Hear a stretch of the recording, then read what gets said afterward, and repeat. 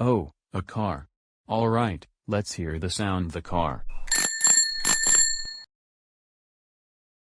Is that what a car sounds like? No! No, that's not the sound a car makes. That's the sound a bicycle makes.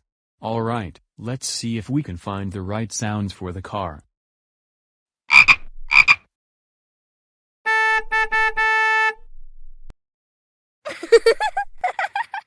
So, which button had the sound a car makes? The purple button. Yeah, that's the sound a car makes. Cars make a honking with their horn. Wow, you're doing a good job of this. We got one more thing to fix. Get ready to listen. Ready? Great. Oh, a dog. Alright, let's hear what it's sounding like now.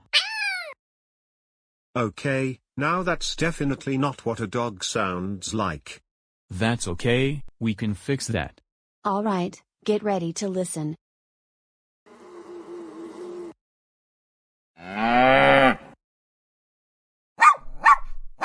So which button has the sound a dog is supposed to sound like? The pink button. Yeah, that's the one. That's the sound a dog is supposed to sound like. The pink button has the right sound a dog makes. We did it. That's all the things that had the mixed up sounds. Thank you so much for all your help. You're welcome. And thank you too. You're really good at listening for those sounds. Speaking of sounds, we better head back to our house to figure out what that strange noise is. Oh yeah, let's go. Bye, thanks for your help. La la la, la la la.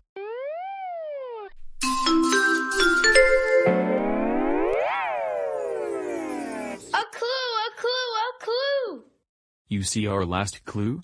Where is it? Right there! Oh wow, look at this.